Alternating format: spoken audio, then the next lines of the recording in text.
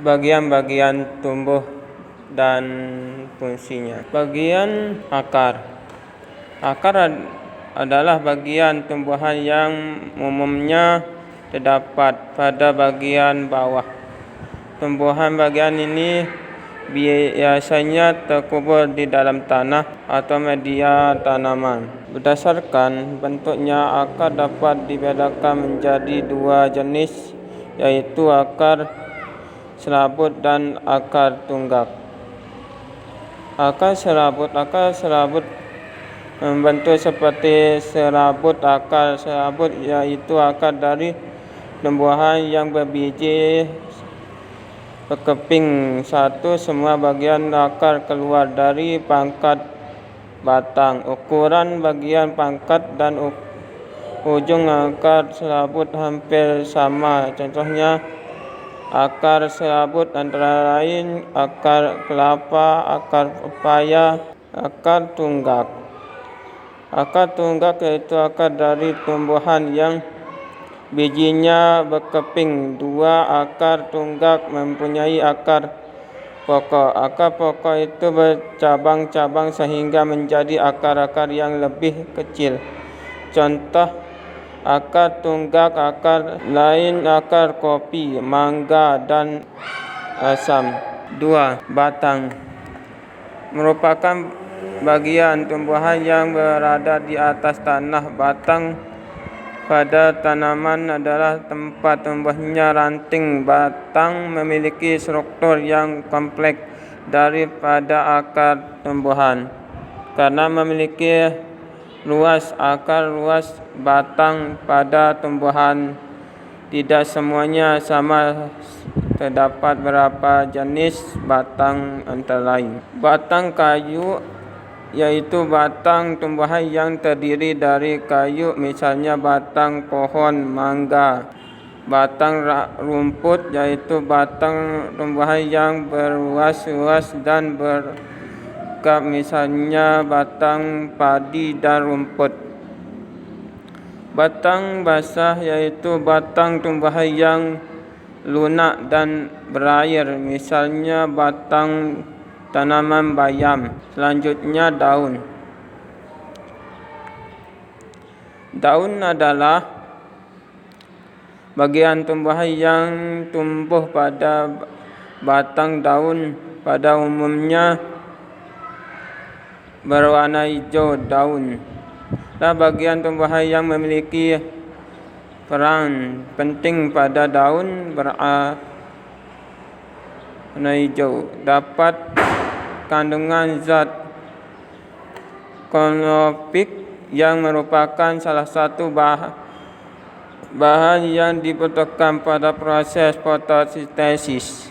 Berdasarkan susunan tulang daun, bentuk daun ada 4 jenis sebagai berikut. Bertunggak, menyeripik, membentuk seperti susunan seripik akar. Contoh daun mangga, jambu, dan nangka. Selanjutnya bertulang jari, bentuknya seperti jaring-jaring tangan.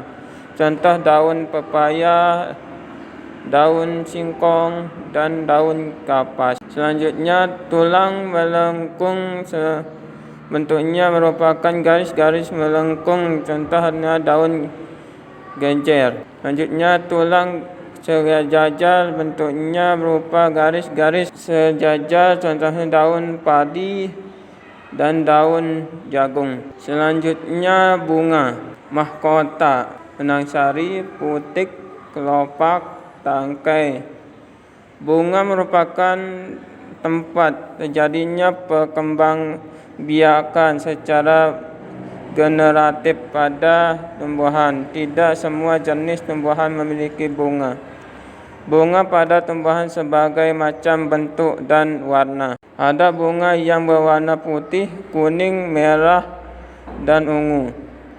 Bunga memiliki bentuk yang sangat variatif dan berwarna-warni, memberikan daya tarik, menyebabkan bunga sempurna terdiri dari bagian-bagian berikut. Selanjutnya tangkai bunga menyebabkan bagian yang berhubungan antara batang hingga bunga. Selanjutnya kelopak bunga, yaitu bagian yang digunakan untuk melindungi ketika bunga masih kucup. Kelopak bunga berwarna hijau, bentuk menyerupai daun. Kelopak bunga akan membela bila bunganya mekar. Selanjutnya mahkota bunga, yaitu bagian bunga yang indah. Mahkota biasanya bentuknya menarik dan berwarna-warni. Mahkota bunga berguna untuk menarik perhatian seragam. Selanjutnya benang sari, yaitu alat kelamin jantan. Bunga berguna sebagai alat pengembangbiakan. Putih, yaitu alat kelamin betina. Bunga berguna sebagai alat pengembangbiakan.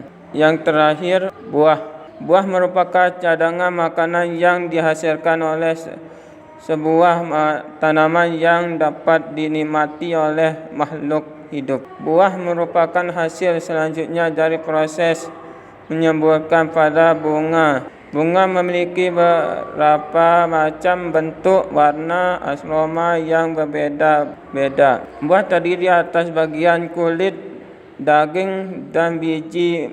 Misalnya bunga mawar. Kita lanjutkan dengan fungsi bagian-bagian tumbuh. 1. Fungsi akar bagian tumbuh, yaitu menyerap air dan mineral dari tanaman dan meneruskan ke batang. B. Sebagai perompak agar tempatnya tempat berdiri kokoh. C. Menyimpan cadangan makanan seperti pada tumbuhan kata hotel. D. Pada akar jenis tentu berfungsi sebagai media pernapasan respirasi seperti pada tumbuhan baku. Selanjutnya batang. Fungsi batang sebagai sebagai alat transportasi yang mengangkut air dan mineral dari akar menuju daun. B. Menyalurkan hasil fotosintesis dari daun ke seluruh tubuh. C. Sebagai tempat menyimpan cadangan makanan. D. Menyontoh bagi daun, buah, dan bunga. Menyontoh bagi daun, bunga, dan buah untuk tumbuh. Selanjutnya daun. Fungsi daun bagi tumbuhan yaitu tempat terjadinya proses fotosintesis. B. Sebagai alat pernapasan tumbuhan. C. Tempat terjadinya pengembangan daun juga dapat digunakan sebagai alat perkembangbiakan vegetatif. Selanjutnya bunga. Bunga berfungsi bagi tumbuhan yaitu tempat terjadinya penyemburan. B. Sebagai alat perkembangan tumbuhan. C. Sebagai tempat pertemuan sel kelamin jantan dan betina. D. Sebagai penghasil bijian. E. Penghias yang membuat tumbuhan menjadi indah. Yang terakhir, buah. Fungsi buah bagi tumbuhan yaitu untuk melindungi biji, membantu dalam menyebarkan biji-biji sebagai media cadangan makanan ketika melakukan cadangan. D. Sumber makanan yang dapat dikonsumsi oleh manusia. Itulah materi bagian-bagian tumbuh-tumbuhan yang kita bahas pada pagi hari ini. Assalamualaikum warahmatullahi wabarakatuh.